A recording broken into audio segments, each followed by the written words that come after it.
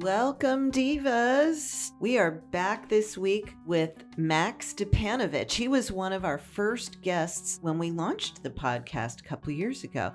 So he is back in our new location, live in person with me in the Speakeasy. Max Stipanovich was an architect of today's Republican Party. He is no longer a Republican.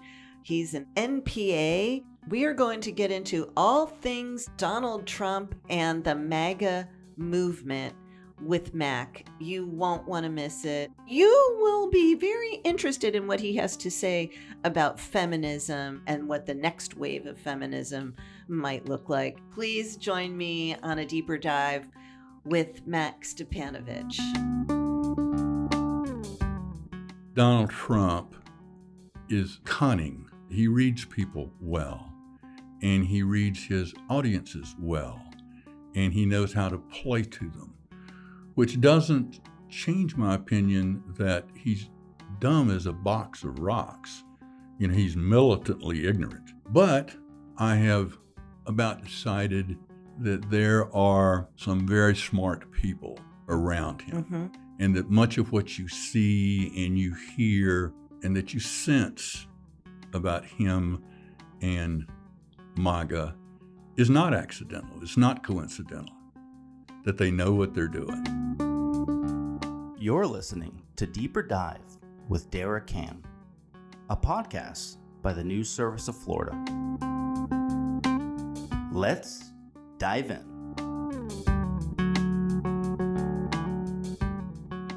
Divas! Yes, indeedy. I'm very excited today, and you will be too when you hear who our special guest is. It is none other than Max Stipanovich. He is one of my OGs. In fact, I think, Mac, you were one of the very first guests we ever had on Deeper Dive. So welcome back to the Speakeasy this time, but welcome back to the show. Well, thank you for having me. And he's got a great radio voice, y'all. So just my heart's going pit-a-pat here. All right. For those of our listeners, they're a very sophisticated bunch, and I doubt there's very few... many of them. I'm gonna ask you to tell me this again because I always forget. I know Joe Becker called you a dashing. What were the slightly sinister and dashing? Okay, yes, a Republican operative. You were involved with the Republican Party, and when I say involved with, I mean this is the man who not only knows where the bones are buried, but yes, indeed, did bury them. How long were you involved in the Republican Party? I became a Republican in 1983, I think. Then Tampa Mayor Bob Martinez and I and our wives changed our registration to Republican. And then miraculously, I'm teasing, of course, it was planned, Ronald Reagan came to town the next week to speak to a large gathering in Tampa. And subsequent to that, I was the executive director for Reagan Bush in Florida in the 84 campaign. And then, things went from there. Yeah. Helped Martinez be elected in 86 as governor, which was, the second Republican governor since Reconstruction, if you count Claude Kirk. Okay, Claude was a sort of, Eric Kirk is a listener, I believe, so we're not going to disparage Claude Kirk. I don't know. I like Claude. As a matter of fact, maybe it was the 90 campaign. I think he was running as a Democrat then, just for governor. Okay. Just fooling around, I suspect. And I remember that he held a press conference and said that his campaign manager, who he was going to introduce, was smarter than Bob Martinez's campaign manager, which was me. And then he proceeded to introduce his dog, Willard. Oh, as his campaign manager. Ouch. It was pretty funny, actually. Little rim shot. Okay, so do you remember how Reagan fared in Florida? Yeah, he mopped up. I don't know. It was like, at least in one of his elections, I don't remember whether it was 84 or 80. He got like 70% of the vote in the state. I mean, there's since the turn of the 20th century, I think 5 presidential candidates have gotten 70% or more of the vote in Florida. I think Ronald Reagan was one. Richard Nixon was one in one of his elections. Mm-hmm. And I'll give you $50 if you can name the other 3. That's not accidental dead air that you're hearing. I know. Okay. Bill Clinton? Franklin Roosevelt. Oh, okay. Franklin Roosevelt and Franklin Roosevelt. Okay. All right. Because I knew that it wasn't Obama or Trump. So, okay, Franklin Roosevelt. 3 times. 3 times. Well, he was popular all around the country. Yes, he was. So this shows that Florida was truly a swing state. He was the agent during a fundamental paradigm shift in American politics, which probably sets us up for this conversation. So awesome. This is why we love Mac so much, because he has little facts like he just dropped out there right out of the gate. And agent for change. So tell me, you were a never Trumper. Yes. Very outspoken. In fact, you left the Republican Party. We were just chatting while I was setting stuff up. You're now an NPA. Correct. What's the difference between the MAGA Republican Party and the Reagan Republican Party? The Reagan Republican Party was composed of Republicans, conservatives in the old Edmund Burke sense. The MAGA Republican Party are actually rhinos. They're Republicans in name only. They are right-wing populists, and that's not the same thing as a conservative. How is that different? Conservatives believe in conserving, which is where the name came from. So they view rapid or revolutionary change, take a dim view of it. They believe that you should adhere to the old values, and that to the extent that they change slowly over time without any starts and jolts. And in a sense, and I've been doing a lot of reading and thinking about this since the election, in a sense, the MAGA Republican Party is the very opposite of conservative. I mean, they're looking for a revolution. They're going to get rid of the education department. They're going to sack the FBI. They're going to hang all of the public health people. I mean, get rid of the deep state. Yeah, I'm being facetious. They're going to drain the swamp, which by the way, and I never know whether these things are intentional or they're just intuitive. But of course, the first time somebody talked about the swamp and draining the swamp was Benito Mussolini. But like I said, maybe it's a coincidence that they use that kind of terminology. And of course, I don't think, I mean, you can't see him because he's giving me a little twinkle in his eye as he says that. There are people and ways of governing, I'm using air quotes, that Donald Trump has expressed admiration for. I'm thinking of the Turkish Erdogan. Right. And kind of his admiration. Affinity for dictators. Yeah. So I don't think it's even the MAGA slogan is, goes back to the 30s. America First was the slogan of the movement, if you want to call it that, in America in the 30s that was supportive of Germany and opposed any American involvement in the looming European conflicts. And then in the late 70s, early 80s, Thatcherism in England, which moved that country at that time pretty far to the right in the spectrum as it existed then. Literally, Margaret Thatcher wanted to make Britain great again.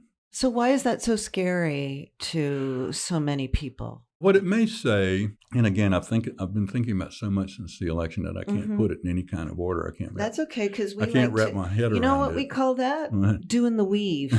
That's exactly right.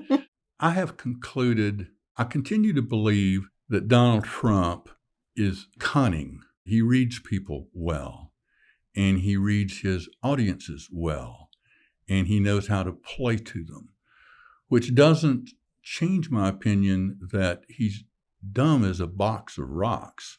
He's militantly ignorant. But I have about decided that there are some very smart people around him. Mm-hmm.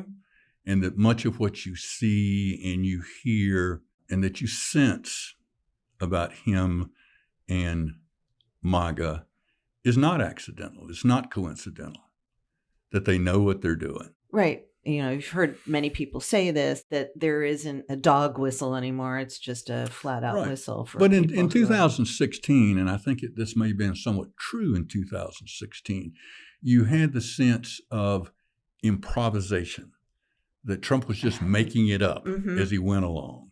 And he was understaffed and he made all kinds of mistakes and this and that. I'm not sure that what we're witnessing now and what we're about to live is improvisation. It almost goes back to the Project 2025 thing. Right. I think some pretty smart people have given it an awful lot of thought. Whatever these Project 2025 plans are, which I think Florida is kind of a breeding ground for Project 2025 because I'm reading about this and people are, hair on fire all over some of my friends and relatives who are more left side, because I've got both in my family, like many families do, but they're just reading Project 2025 and they're, hair on fire about it. And I'm like, hey, welcome to Florida. You read about doing away with the national parks or privatizing the national parks, and then in Florida all of a sudden we're going to put golf courses and pickleball into our state parks and the beaches. That's just one example. I think everybody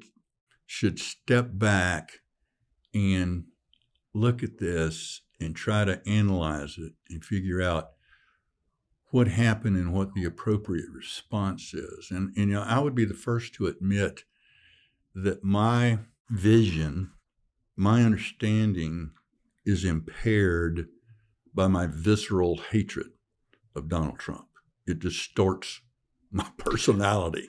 And so I'm not sure that I see clearly. And one of the things I'm trying to do now is put that aside. Your emotional reaction to him. I can't not hate him. Right.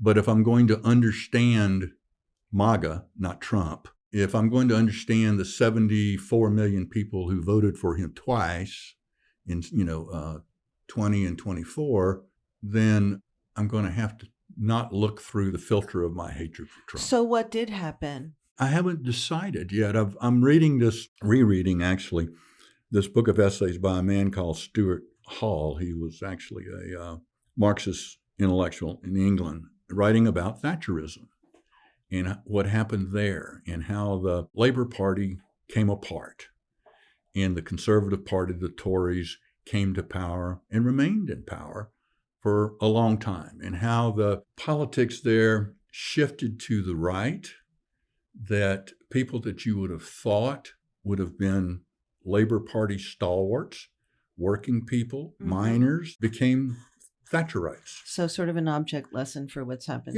here. Like I said, I guess Labor, somewhere in Proverbs it says there's nothing new under the sun.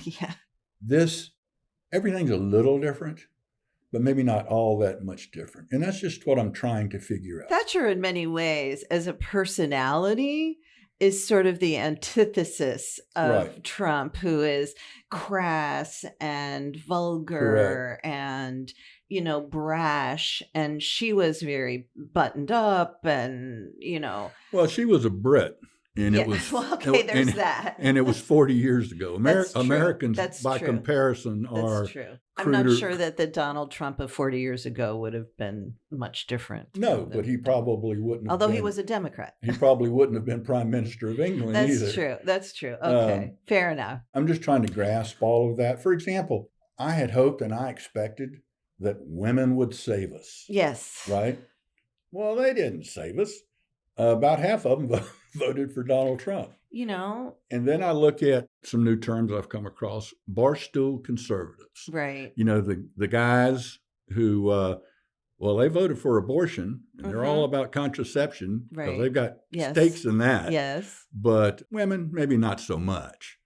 And then the wives and the mothers and the sisters of the MAGA guys, turns out that they like their their menfolk in their lives better than they like esoteric politics. Right.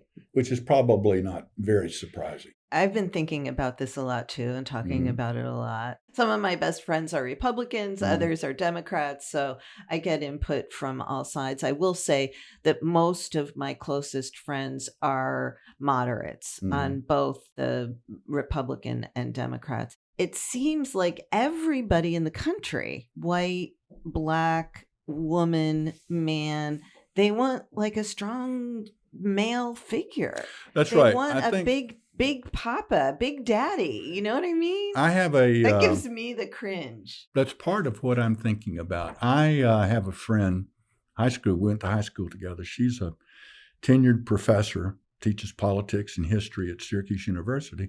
And I spoke to a couple of her classes by Zoom last week.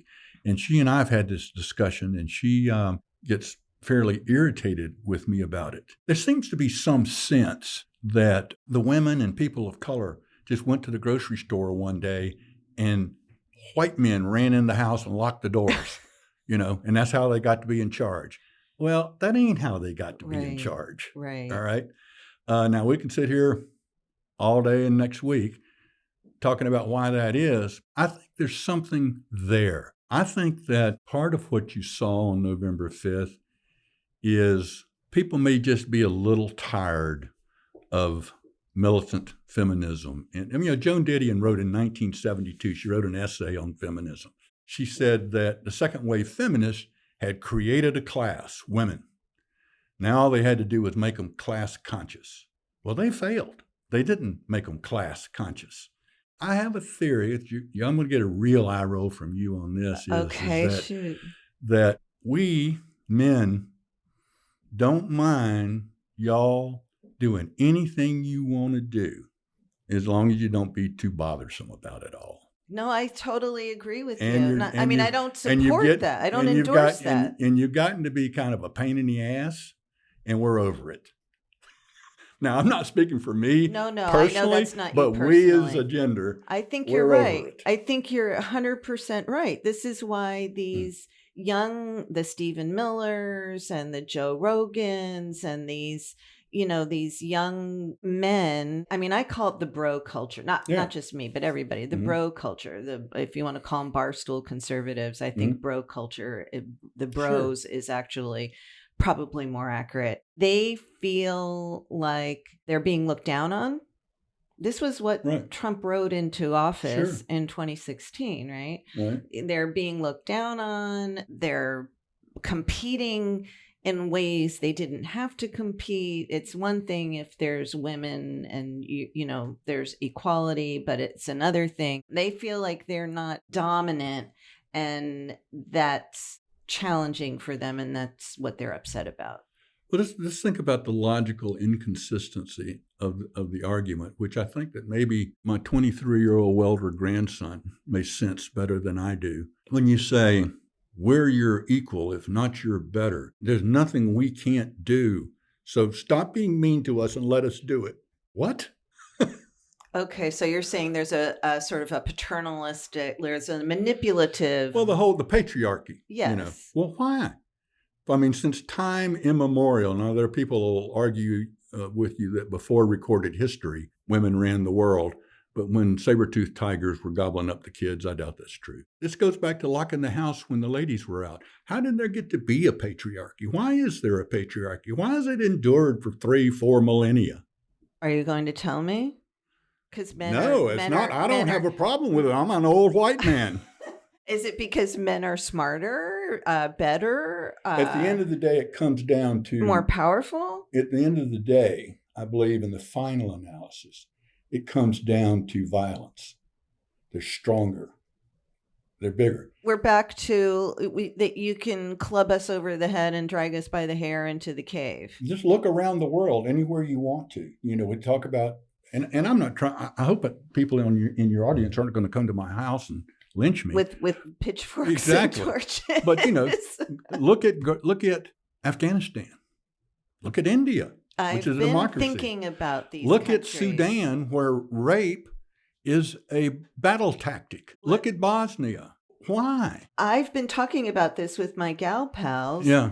and saying, I'm shaking my finger in the air Mm-hmm. here, and saying, what is the trajectory that we're on? Is that what we're looking at? Are we looking at women being stoned in the streets for having sex before they were married, or for being an adulterer? Or I don't know that's the case. And this goes back to, and let's bring it back to Trump and MAGA for a minute. okay, let's do that. Make America 1956 again. Mm-hmm. All right. My mama taught me, and I've taught my grandsons, to open the door for you, to pull out your chair, to walk between you and the cars in the street when we're on the sidewalk, to be respectful, never, ever, ever hit you, as long as you don't forget that I can.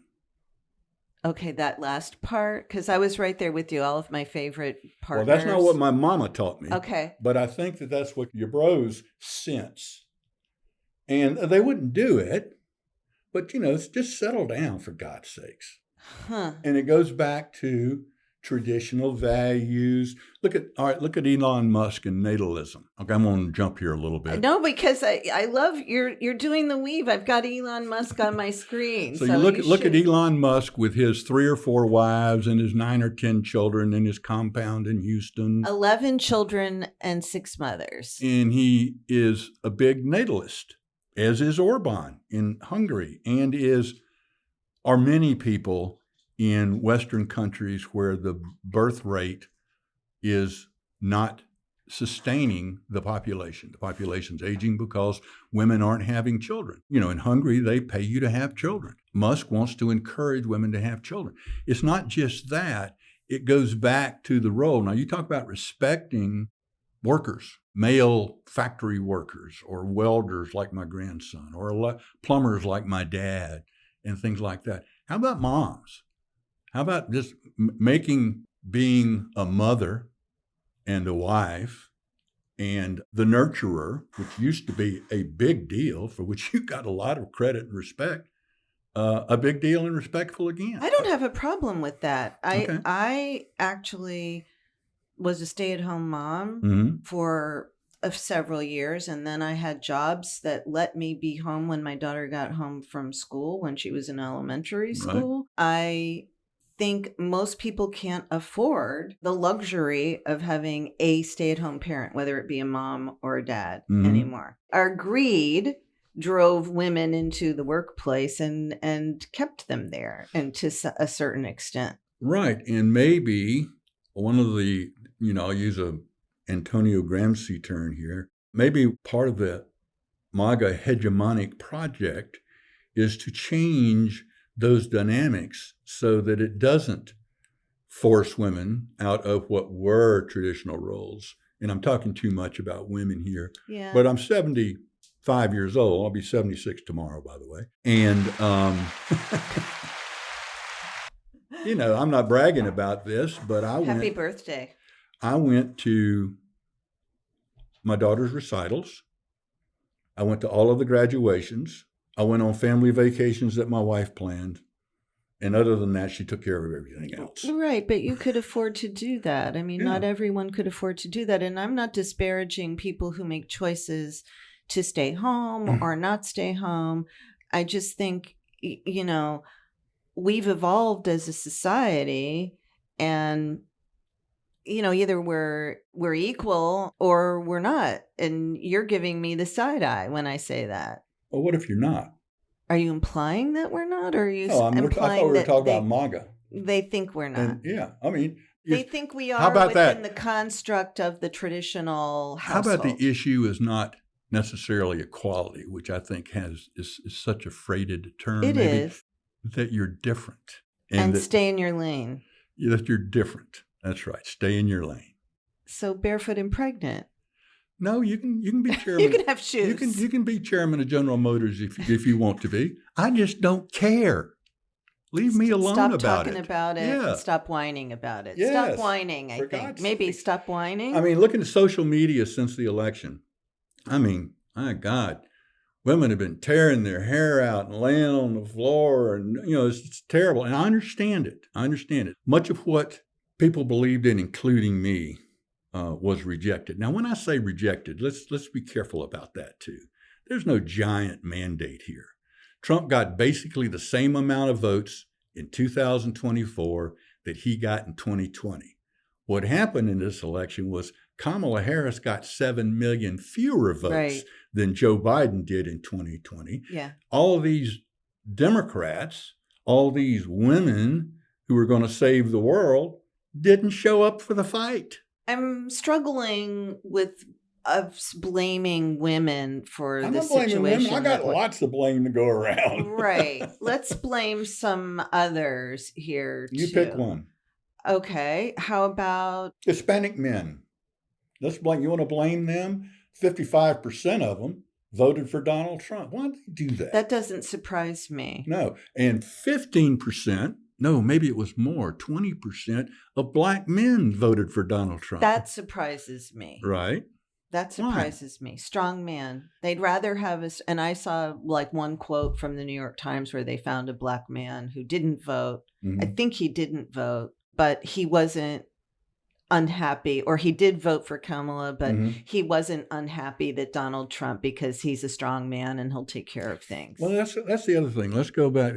One of my deals was, or not, my principal concern was, is that Donald Trump poses an existential threat to American democracy. And this is what you said on the podcast with me 2 or 3 years ago. And I'm telling you now, I don't think people give a shit about that. That is exactly the point. The idea that some of us have, you and I are probably among them, that if people knew what he stood for, if they knew who he was and what he represented, they would reject him. What if that's not true? What if they like it? Mm-hmm. I mean, I might say, my God, him surrounded by all of these billionaires who are about to plunder the American economy, if not the world economy, some more. Mm-hmm.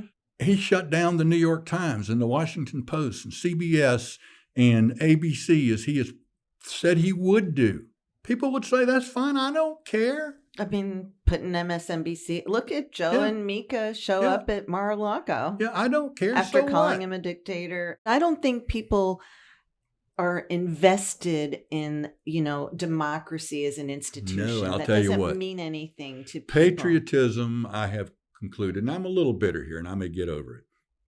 But you're a Vietnam vet. You were just talking to me. You're a Vietnam vet, so you have good cause to be bitter. So go ahead. People get all teary-eyed and hug the flag because Johnny went overseas and gave up his life for democracy. They wouldn't defend the democracy because of the price of eggs was too high, for Christ's sake. Yeah, that's what it was. I mean, what a joke. It was. So, it was the cost of bacon, eggs, and milk. So much of this patriotism is purely performative.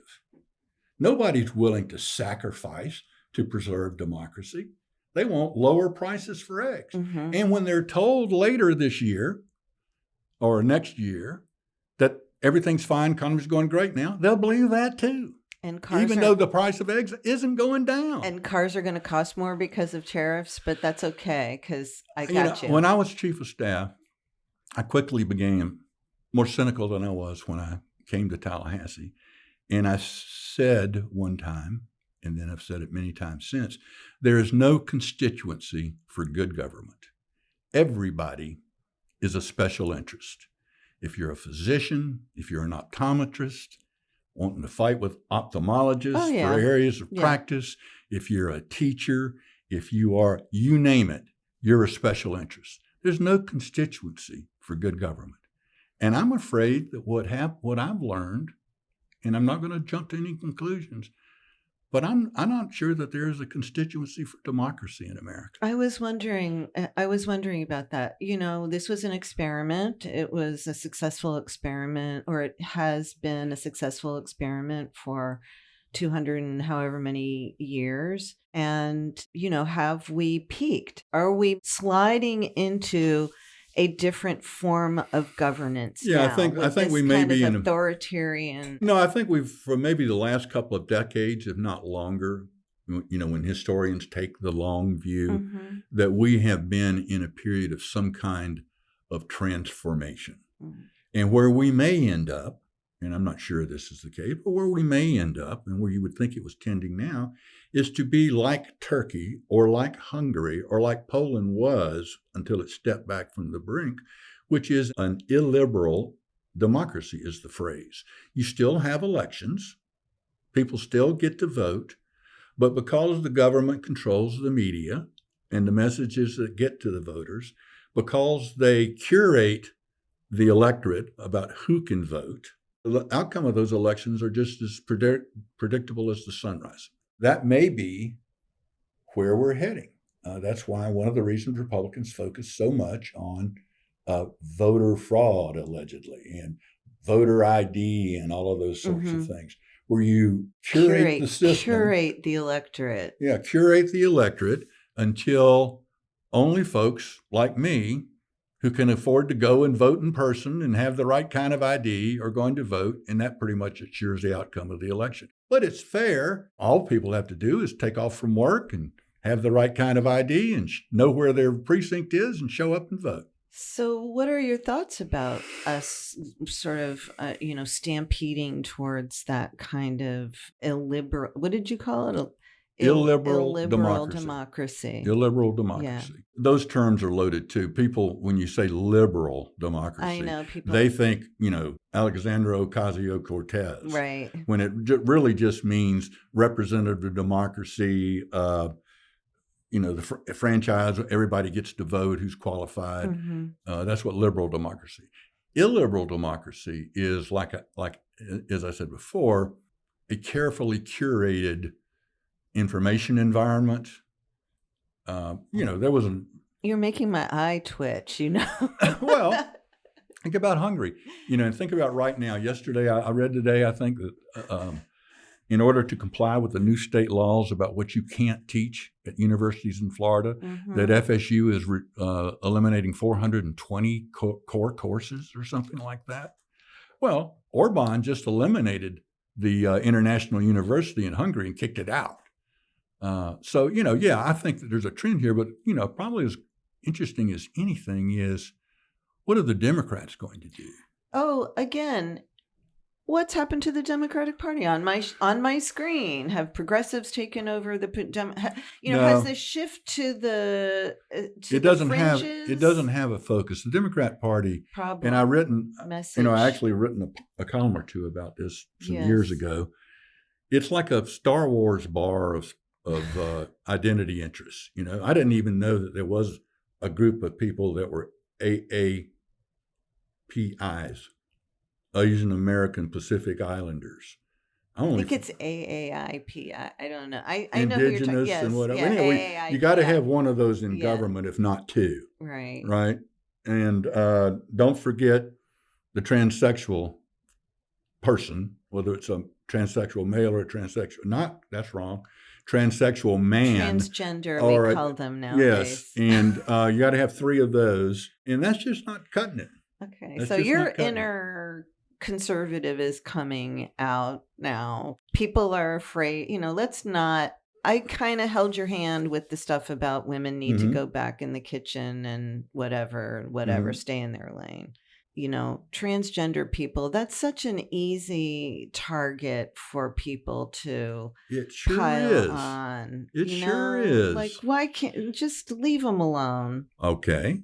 Can we just leave it alone? No, the Democrats won't leave it alone. That's a problem. Yes. It's a problem. I'm I'm asking them not about passing identity. Judgment. I'm just telling you what it is. Identity politics did not do them any favors. No. There's 2 ways I think they can go. There's maybe 100 ways, but I think there's 2 ways they can go. Okay. One, they can go Denmark. The ruling party currently in Denmark, and the woman and the head of government, by the way, is a woman, Mette Frederiksen. They are called left conservatives. The party is. People say it's left conservative. It's Social Democrat Party is the name of the party. And they are very liberal, progressive on economic issues, healthcare, basic income, all of those sorts of things. But they're conservative on social issues, immigration, traditional marriage, those kinds of things. The Democrats can't win if they stay where they are. Don't they have a bunch of parties in Denmark? They do have, they have numerous parties, but I'm just saying that the dominant party now, it may not even be the majority party, but it's the plurality party now, are the social conservatives, which are described as left conservative. And what they mean by that is progressive economic policies, right? Conservative social and cultural policies, including immigration. They need to dial it down. American Democrats need to dial it down on the culture wars. Maybe the other choice is, after the Republicans lost again in 2012, they had the famous autopsy. Right. And what they concluded was the Republican Party was too right-wing, that it needed to move more to the center. But it didn't. No. It went batshit crazy to the right with Donald Trump. And the Tea Party. And succeeded. And succeeded. Yeah. And now it literally is, putting aside my hatred for Donald Trump, undeniably a movement, right? Yeah. So maybe the answer for the Democrats is not to be left conservatives. Maybe it's go full tilt boogie and go all in and play the long game. You know, I've been grappling with that myself. I've got Nikki Fried is coming into the Speakeasy tomorrow. Mm-hmm. What would you suggest that I ask her about the long game for the Democrats? There are two perspectives, and Nikki is caught in between on both of them. One is Florida. What should happen in Florida? Right. That's right. And then the other is national. Okay, let's start with Florida. You know, in Florida, if you go back, but things have changed so much that, you know, going back sometimes doesn't help you very much. But in 2018, the mayor of Tallahassee almost was elected governor. Yes. I mean, it was a recount margin. I was covering all that. I was there the night of the storm. And he was about raising taxes on corporations in Florida, plowing the money into public education, and other things that were basically extensions of the New Deal and the Johnson Great Society. And he was unapologetic about it. Mm. And he almost won. Now, the state has totally changed since then in terms of party registration and other things. Mm-hmm.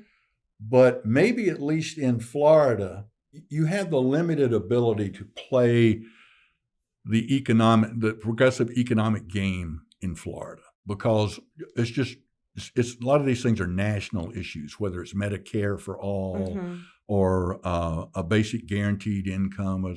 Those are things that you can't do at the state level. So maybe instead of trying to have it the same everywhere, maybe the answer in Florida is to go hard left, and wait for your time to come. Mm. Again, the problem is then you lose your donor base. I mean, they disappear. Then you've got to, grab them. You've got to get them back. It's not losing is what loses you your donor base. Okay. True. It's not your philosophy. Yeah. And it's not like they're raising money hand over fist right now. That's true that. So, of course, because I think I'm a conservative, I would go for the left conservative option. And we'll be right back with Max Stipanovich. To tell us what you'd like to hear, what you've thought about the podcast so far, or even just mention how awesome we are, we have a new email address and we'd love to hear from you. That's right. We'd love to hear from you. Email us at podcasts@e.newsserviceflorida.com. I know it's a mouthful, but it's podcasts@e.newsserviceflorida.com.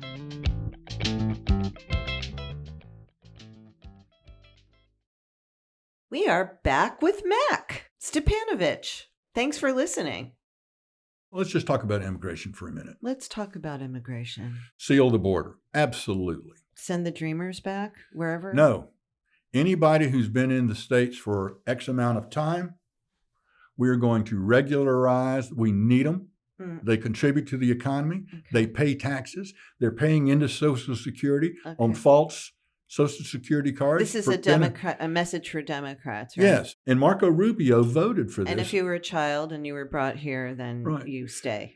10 years ago, Marco Rubio in the Senate passed a bill that, subject to the border being effectively closed, would have regularized the existence of undocumented immigrants in the United States. That was then. Now, you could do that now. Let's just talk about you and I are going to construct a Democrat platform. Yes. We are going to seal the border. We just can't let people just come whenever they feel like it. Yes. But we're not going to tear the country's economy apart, and we're not going to abuse people. We are going to regularize their legal existence. I'm talking about amnesty here. I was just going to say, you're talking about amnesty. But they can never become citizens. They can never vote. Because they broke the law coming to the United States. The Democrats will never go for that. I'm just telling you, you're going to be a left conservative party or not. Okay. So your children who were born here can vote. Liberal conservative. Yeah. No, not liberal conservative. Conservative. Left conservative. Yeah. So, if you've been here for 20 years, your children can vote, your grandchildren can vote, but you can't because vote. You broke the law. But we're not going to But we're not going to deport you. Yeah. We're going to let you have Social Security for which you pay, right? Just like everybody else. So you're going to be treated like a citizen and have the same rights as a citizen, except that you're not a full citizen. You can't vote. That's a good talking point. That I'd say that would be a good leg of a platform on immigration for Democrats. Now, what you're going to need, though, is you're going to need help, which you may get from MAGA and Donald Trump. What you need is big, burly white men in black armor, dragging crying women out of church sanctuaries as they clutch their frightened children and throwing them on buses to take them to internment camps along the border. Yeah. You're going to need America's gag reflex to kick in. Yeah. Okay. Yeah. Or you're going to need inflation to go crazy because, well, if you're going to make me mad, the water starts coming through the ceiling in my bedroom because I can't get anybody to fix my freaking roof. Do you think Trump is going to follow through on this deportation? No, business? What they will do is, because they control the minds of the MAGA base, is that there will be all sorts of performative stuff like DeSantis does. They will, I think there's about 1.5 million people in the United States who are undocumented immigrants, who have either committed a crime here, committed a crime in their native country, or their request for asylum has been adjudicated and denied. We just haven't rounded them up yet. Okay. They will make a big deal. Okay. Lots of cameras, lots of, like I said, burly men shaking their fists, all these little brown people being herded on buses and driven to the border. Okay. So, yes, there will be mass deportations. Like that. A couple of million. Are they going to deport 15 million people? No. Are they going to try to deport 15 million people? No. And if they do, you won't have to worry about what the Democrat Party will do. That would be MAGA committing suicide. Huh. Okay, well, you heard it here. So what they're going to do is half-ass it. Yeah, they're going to pretend to be the toughest guys in the world and, make the red meat people just jump up and down, but they're not going to really go full tilt boogie. Do you know, it's always, and I've discussed this a few times, I'm going to have some House and Senate leaders on, Republican leaders, later on in the coming weeks. And it's sort of baffled me how the immigration issue has stuck. It's resonated so much with like my neighbors, regular people. Who may have never seen an undocumented immigrant. Exactly. Yes. And are not really under any threat from them. They don't work in a job. They're not in danger of losing their job because of an undocumented. This goes back to the indoctrination and the changing way information is delivered in modern society. Goes back to the right wing media silos. Mm-hmm. Trump can, and this is a characteristic, by the way, of authoritarianism. He could say that the sky's blue today and they'd all nod. He could say it was pale pink tomorrow and they would all nod. The fact that he lies makes no difference whatsoever. I was going to ask you again. I just have this. You're playing right into my hands, Max Stipanovich. The media landscape changing, and Yes. we have it in Florida. The governor Mhm. has.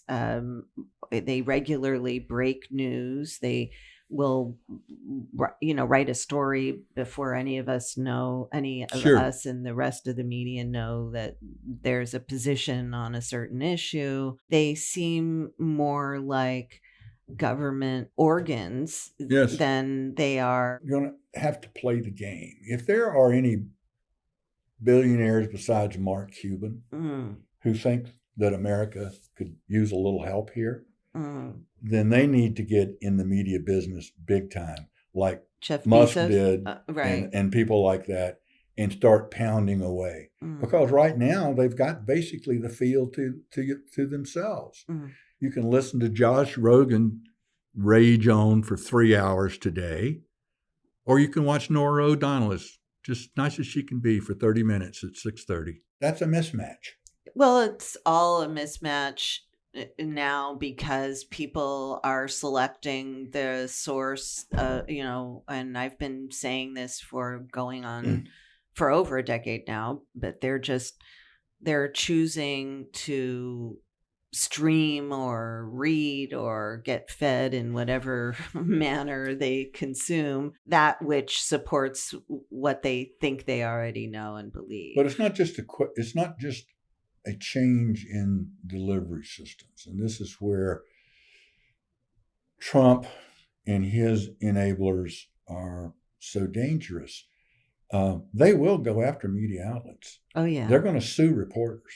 You think so? They will sue reporters. They will arrest them for not revealing their sources if anything close to confidential information has been released. It's easy for me to be brave sitting here talking to you because I don't have any skin in the game yet. And it's easy for a reporter to say, I stand for the truth and I will not be cowed, until they're dragged off to jail, and then we'll see. Well, you know what, though?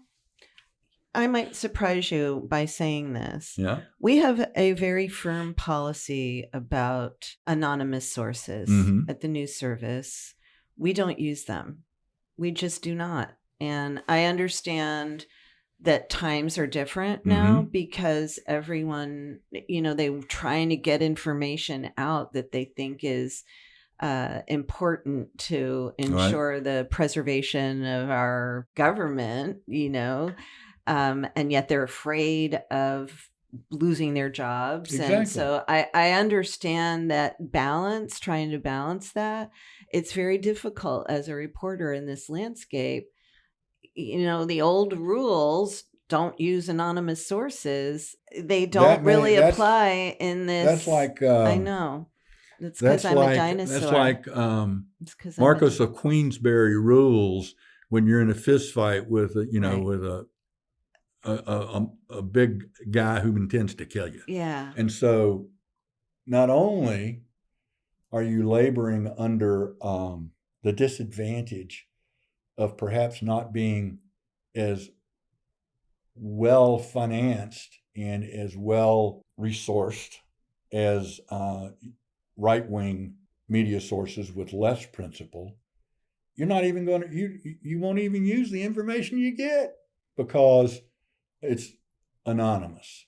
Right. Well, I don't want you to, I'm not me again. I don't want you to use mine. I want people to know what's happening in DeSantis's office, but I don't want to get fired, lose my job, and my kids have to come home from college because of it. You're asking too much of me. It's a lot. It's a lot. I mean, they're firing the whistleblowers, for goodness sake. Well, that's, I I want to be careful here because I don't want to give anybody any ideas. I'm obviously full of opinions. And I don't mind going on podcasts or writing columns or being on television or Zooming with university classes in New York. But what if My daughter called me up and said, Dad, my boss said that he's going to have to fire me if you don't shut up. What would you do? I don't know what I would do because she needs that job. So is me showing my ass on your podcast more important than my daughter keeping her home? I don't know. But that's what happens in places like Turkey and Hungary and what may happen here. Yeah. I mean, I think it's a real possibility. I'm not going to call it a threat because I think it's... And this isn't theoretical. I am not going to be too specific here, but within the last month, someone I know was going to do something that produced a call from their son who said, Dad, please don't do this. Oh, wow. Because I've had a call and it's going to hurt me something terrible. Yeah. Don't do it. Wow. And didn't do it. The dad didn't do it. You're talking about your daughter. Yes. You're a very active father and grandfather, big family man. I was a crappy father. I let my wife raise my daughters. I'm a pretty good Your grandpa. woman. You didn't say I let my woman. You called her your wife at least. Well, I often refer to my women, which would be I heard you. My wife and my daughters. I heard you, my women's. But I'm a pretty good grandpa. What keeps you up at night when you think about their futures? That's an interesting question that I'm almost embarrassed to answer. Nothing. They're white. They have a grandfather who has some money. And that was something I was going to say earlier. Why am I so upset about all of this?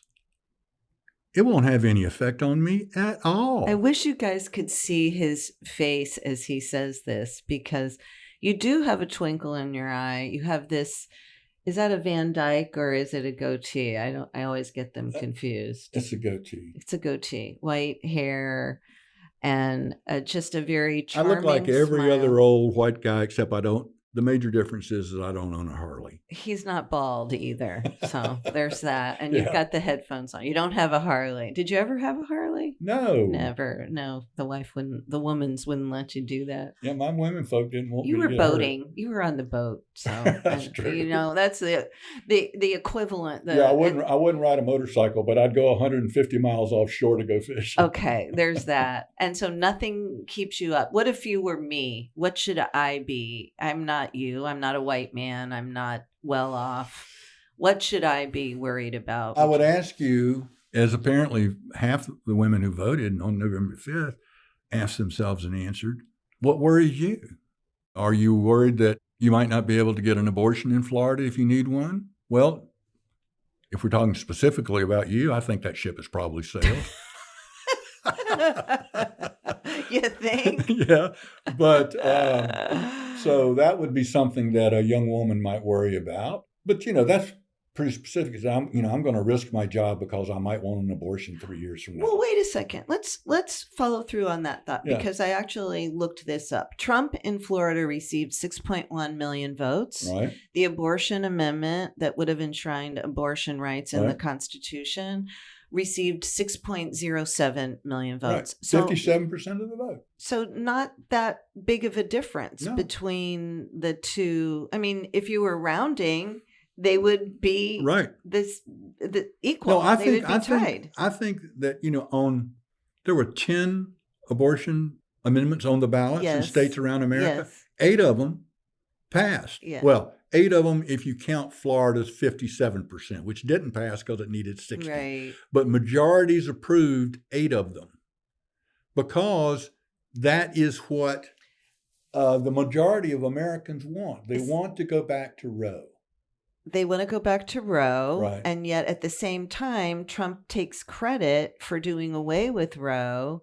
And, and can somebody please stop him from saying this is what everybody wanted? Everybody wanted it to go back to the states because nobody wanted it to go. Nobody I know wanted it to go back to the states. Right. They either wanted to do away with abortion or they wanted to keep it post Roe. So that's just a lie. See, that is a lie. Right. But this goes back to, and there's all kinds of weaving here. Okay. This goes back to the immigration issue because how crazy will they go? Will they try to ban IVF at the national level? Trump says no. Right. Okay. Will Trump sign a national abortion ban? I bet he won't. I bet he won't. I bet he won't. I bet they won't give him So one. he always does. And this is the thing about, this is not a word that you're supposed to use because it's too loaded. That is one of the things about fascism. It doesn't have a specific ideological program. It's more of an attitude about society, an attitude about government, and those sorts of things. That's why they can always take a different position tomorrow from the one that they took yesterday. Unlike, say, a doctrinaire Marxist. So Trump will do. He'll and he's really good at it. He will calculate where the greatest potential for him to maintain or increase power is, and that's the road he'll take. Do you think he'll leave in 4 years? I don't know the answer to that. That'll be the acid test. That will be the acid test. I think that probably so, mostly because he's clearly in cognitive decline. He's fat as an overfed puppy. He's 78 years old. Think about 4 years from now. Think about Donald Trump at 82. So I'm not sure. I don't know the answer to your question. If he was 56, I would really be worried about 4 years from now. Maybe not so much because he's 78. But that doesn't mean, again, I've come to believe that MAGA is, in fact, a movement. It's not just a hiccup in our history. So it's not like the cult of Donald Trump. It's, well, I mean, it started out like that, and again, I have a new phrase for you that I picked up 2 days ago. Autocratic populism, which I think is a perfect description. And what that allows you to do is avoid the word fascism. Would you say that applies to Governor Ron DeSantis? Yes. It is. Just think about DeSantis, for example. Back in the day, you talked about Reagan earlier. Mm-hmm. One of the principles of the Republican Party was is the best government was that closest to the people. Mm-hmm. Ron DeSantis claims to be all in favor of individual freedom and letting people have the freedom to do what they want. What a lie. I have never seen a Florida governor in all of my years who was more high-handed in the use of centralized state power than Ron DeSantis. And remember that mantra, trust parents about what their kids should be reading in school. Trust parents. Unless parents want to take their kids to a brunch on Sunday morning where there's a drag queen, in which case put their ass in jail. It's all a joke. It's all performative. He holds a press conference in Pensacola to announce that he's sending 57 game wardens and 2 airboats to close the border in Texas. Just shoot me, Bill. I mean, God almighty. Hold my beer. Right. I was going to ask you, so we've got the midterms coming up in 2 years, right? DeSantis will be leaving. If he doesn't, as we're recording this, we don't know who will be taking Senator Rubio's place. Do you think DeSantis will appoint himself to that? No. If I were DeSantis, I would appoint a caretaker to that seat. Right. Someone who I said was a caretaker and someone who said they were a caretaker. His chief of staff's been mentioned. James, There are other people like, big Florida donors and stuff like that who would love to be able to go to Senate lunch for 2 years. Yeah, and have dinner. Hold it for 2 years. Like George Lemieux, that sort of thing, when Charlie appointed him. Right. And then in 2020, although he ended up running for it, I think. Right, and he betrayed Charlie. I mean, as I've said before, George is a mountain of ambition shoehorned into a molehill of a man. I couldn't resist. And that situation would leave DeSantis able to run for the Senate if he wanted to in 2026, right? Yes. Because that's a short term too. It's only 2 years till 2028. That's right. We have to run again. Right. Now he's under pressure to appoint Laura Trump to the Senate. That would basically be him bowing out of any option to become a senator. Right. At least now, for which he'd get no credit from Trump. I mean, Trump doesn't like him. And as Nikki Haley Susie Wiles doesn't like him. Susie Even Wiles more doesn't like him, importantly, yes. I think. And as Nikki Haley just proved, Yeah. you can't cross him and then kiss You're his ass dead to enough me. to get right. You're dead to me forever. So DeSantis gets nothing out of appointing Laura Trump to the Senate. Now, he may do it. But why do you think, I mean, you know Susie, right? A little bit. I wouldn't overstate it. Well, let's just say you know more about her. Well, you know Sure. as much about her as each other. So let's put on our pundits hats. Why would they give DeSantis this opening? Appointing a senator can be a very important. Yes. They gave him a lot of power with this Rubio appointment. Why, if you don't like him, if it's the Sharks and the Jets with DeSantis and Trump, then why that opening? And I'll tell you what I was told, but I want to hear what your answer is to that. I'm Donald Trump. I'm based in Florida now. Mm-hmm. I carried Florida by larger margins than any Republican ever, probably, since Reconstruction. I don't have to worry presidential candidate. Yeah, I don't have to worry about what Ron DeSantis wants. Yes. I can call the shot. Okay, so you knew the answer to, I was going to tell you what I've heard, but your smart consultant self told you that Trump doesn't care because in 2 years, what's more important? The chairs on the deck that DeSantis can move around now, or a Trump endorsement in 2 years. We saw what just happened today. If I'm Trump, I probably want Ron DeSantis to step up for the Senate seat, and then I'll club him like a baby seal. That's what I'm saying. So whoever, whatever positioning might be going on in DeSantis land, right now at the peak of his power, and in 2 years, I don't think that will subside. So his ability. Well, you never know what'll happen. Okay. He could have a stroke. Well, that's true too. Something could happen between now and 2026, and certainly between now and 2028. That's true. So if I were DeSantis, I would leave the maximum number of options open to see what happens. Huh. Because to appoint Laura Trump, for example, is just giving up, throwing in the towel. That's seeding. Yeah, that's true. That's just for which you get no credit. Yeah. Literally today, as we record this, the president-elect on social media endorsed Jimmy Patronis for this open seat vacated by Matt Gaetz. And I believe that Jimmy Patronis has said that he's running. Yeah, he is going to run. Yeah. I think he had to resign today, isn't he? Today's the deadline, and one of the state reps, Michelle Salzman, who had already signed up to run, backed out and said, "Okay, well, in that particular congressional district, and I used to, I for 20 years, I was actually registered to vote over in Destin for tax reasons, even though I had a home here in Tallahassee and one over there. But in that district,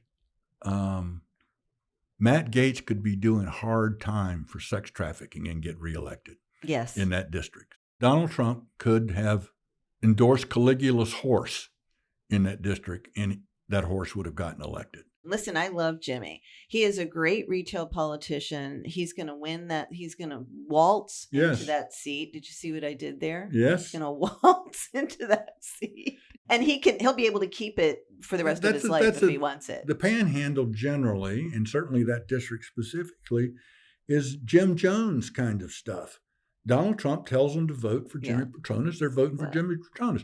If they told him to drink Kool-Aid, they drink the Kool-Aid. Very heavy military. Military and rural Southerners. What else are you thinking about these days? I'm thinking about internal exile. I was reading about that today, too. I don't have, like I said, I'll be 76 tomorrow. I don't have to worry, as I pointed out before. I'm a reasonably well-off white guy. As long as I'm not on anybody's list and don't end up in an orange jumpsuit in Guantanamo. But I could just stop worrying about it. Let somebody else worry about it. Internal exile is like, term first came up in connection with when Putin came back into power after he was briefly the prime minister because there were term limits at the time. Mm-hmm. There were two things you could do if you really, really opposed him. One was immigrate, go into exile, move to France, move to England. The other was just go home, turn off the TV, work on your garden, drive your grandkids to school, and don't worry about it. Oh, I think you just described my life minus the grandkids. Internal exile. On the weekends. This is what I do on the weekends. I don't listen. I don't respond to my emails. I don't watch the news. Because of what your profession and what you do every day, you couldn't go into internal exile. I can't. But just almost anybody else could. Yeah. That's not actively involved in politics or journalism. They could just stop paying attention. I think we call that self-care now. Yeah, probably. Self-care. I like internal exile better. And are you doing that no? I haven't you're decided. Still here. Every morning I get up and say, I'm making a fool out of myself. Nobody listens. Nobody cares. I'm just making myself upset. I'm unhappy. Why don't I just stop caring? I'm continuing to try to not care, but I'm glad that you do. I'm just struggling with it. I'm glad that you do. We need you. We need more like you. And tell me what's next for the Never Trumpers and the Lincoln Project. I don't know what Stuart Stevens and the guys over at the Lincoln Project are going to do. I'm assuming they'll keep on keeping on. For myself, going back to where we began, aside from what the Democrat Party does or doesn't do, aside from what MAGA means or doesn't mean, I hate Donald Trump with a white-hot heat, and I will never change. You could drill holes in my face with a wood bit, and you couldn't make me vote for that guy. We're doing this a couple days before Thanksgiving. Yes. Any Thanksgiving traditions or recipes or traditions that you want to share with us? This year's a big Thanksgiving. Well, it's your birthday too, right? Yeah, my birthday's tomorrow. Sometimes the whole nation gives thanks on my birthday when it falls on the 26th. Yes. This is a landmark Thanksgiving. Instead of everybody coming to me and Grandma's house, we're going to their house. Oh, you passed the torch. Pass the torch. Somebody else takes it. That's a big deal. That is a big deal. All right, we're going to take some green beans, and somebody else is in charge of everything else. I'm going to the Governor's Club, so look out, people. Look out, Tallahasseans. I'll be in the house. So, right. All right. Well, Max Stipanovich, as always, it's a pleasure to see you in person, and it's a pleasure to have you on the show. I can't wait to have you back. Well, thank you for having me again. I feel like I've been near hysterical the entire time, but I can't help myself.